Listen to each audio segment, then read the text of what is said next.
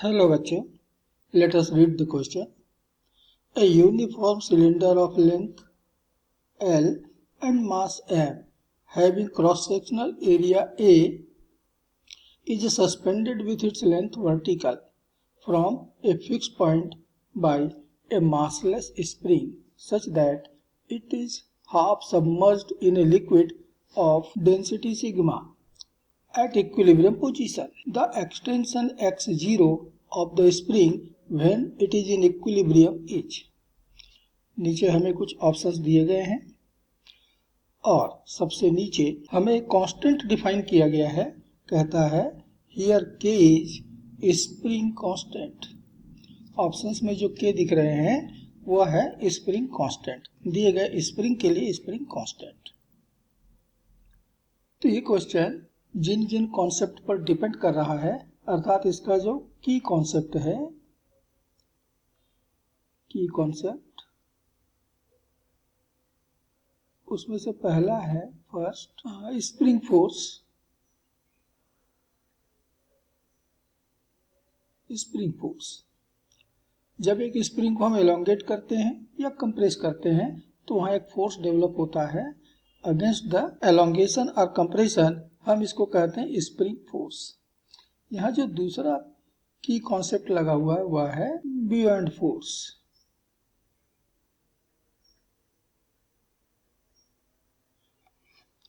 हम जब एक बॉडी को पार्शली या फुल्ली किसी लिक्विड में इमर्ज करते हैं तो बॉडी जितना लिक्विड डिस्प्लेस करता है, जितना फ्लूइड डिस्प्लेस करता है, उस फ्लूइड का वेट उसके ऊपर अप्लाई होता है. इसको हम कहते हैं बियॉन्ड फोर्स और ये हमेशा ऊपर की तरफ वर्क करता है. It always work in vertically upward direction. और यहाँ जो तीसरा कॉन्सेप्ट है वह है ग्रेविटेशनल फोर्स. ग्रेविटेशनल फोर्स को हम वेट कहते हैं. एक बॉडी का जो वेट है that is the gravitational force और इसी को हम mg से रिप्रेजेंट करते हैं. तो ये तीन कॉन्सेप्ट यहाँ पर लगे हुए हैं. और चौथा फोर्थ वह है स्टैटिक इक्विलिब्रियम. इक्विलिब्रियम दो तरह के होते हैं, एक होता है स्टैटिक इक्विलिब्रियम और दूसरा होता है डायनामिक इक्विलिब्रियम. यहाँ हमारा सिलेंडर जो है वो स्टैटिक पोजीशन में है और इक्विलिब्रियम में है, इसलिए यहाँ पर जो भी इक्विलिब्रियम होगा it is called the static equilibrium. अब स्टैटिक इक्विलिब्रियम तभी होता है जब सिस्टम पे लगने वाला नेट फोर्स ये बराबर होता है शून्य के, जीरो के. तो इतने सारे कॉन्सेप्ट हम इस क्वेश्चन को सॉल्व करने में यूज करने वाले हैं. तो क्वेश्चन में बताई गई सिचुएशन हमने फिगर में शो किया हुआ है. एक सिलेंडर है, ये एक सिलेंडर है जो कि एक स्प्रिंग से लटका हुआ है. ये एक स्प्रिंग से लटका हुआ है.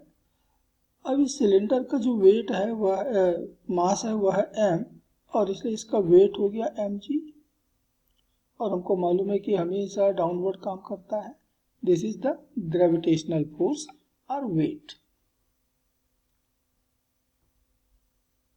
अब इस वेट के कारण, इस लोड के कारण हमारा स्प्रिंग में एक्सटेंशन आई x0. स्प्रिंग नीचे की ओर खींच गया इस तरह से और कहता है कि एक्सटेंशन इसका x0 है तो स्प्रिंग फोर्स लगेगा इसके अपोजिट यानी कि ऊपर की तरफ.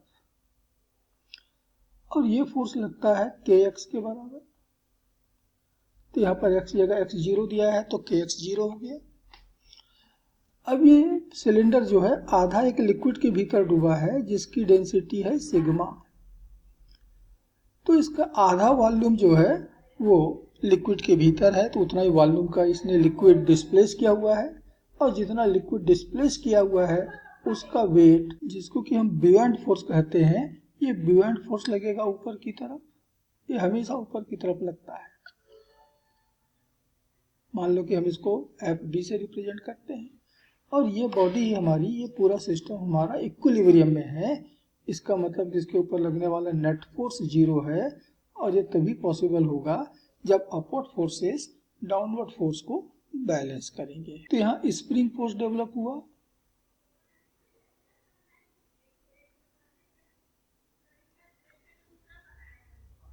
ये बराबर हुआ kx0. डायरेक्शन मैंने फिगर में दिया है ऊपर की तरफ.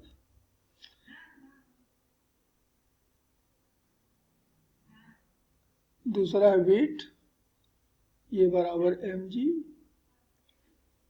ये लग रहा है नीचे की तरफ, और तीसरा है बुएंट फोर्स Fb, ये बराबर होगा वॉल्यूम।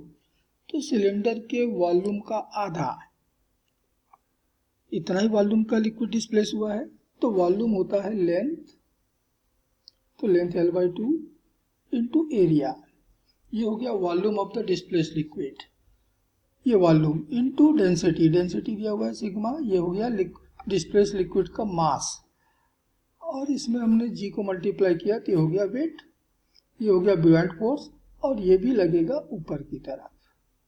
तो जैसे हमने कहा कि हमारा सिस्टम इक्विलिब्रियम में है, तो डाउनवर्ड फोर्सेस बराबर होगा अपवर्ड फोर्सेस के, तो अपवर्ड फोर्सेस यहाँ पर 2 हैं, तो हम कहें in equilibrium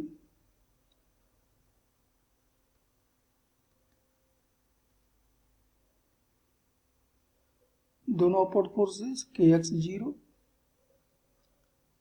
plus L/2 a sigma g,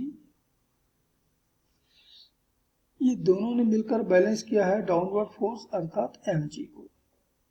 तो हमको यहाँ से x0 की वैल्यू कैलकुलेट करना है, तो उसको लेफ्ट में रखे, बाकी सबको राइट में ले चलते हैं।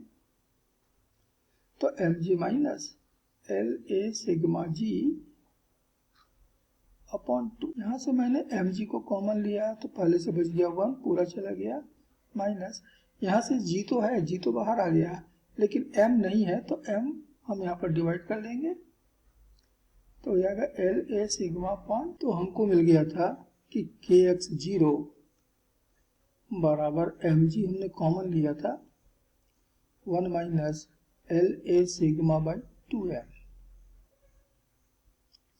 हमें स्प्रिंग में कितनी एक्सटेंशन आई है अर्थात x0 की वैल्यू मालूम करनी है, तो x0 की वैल्यू हमको मिल गया x0 is equal to mg upon k, bracket के भीतर 1 minus LA sigma upon 2m।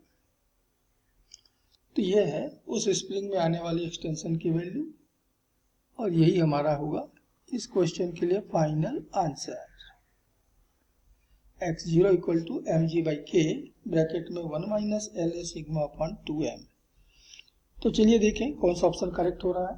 तो अभी हमने इस क्वेश्चन का फाइनल आंसर कैलकुलेट किया था mg upon k 1 minus LA sigma upon 2a।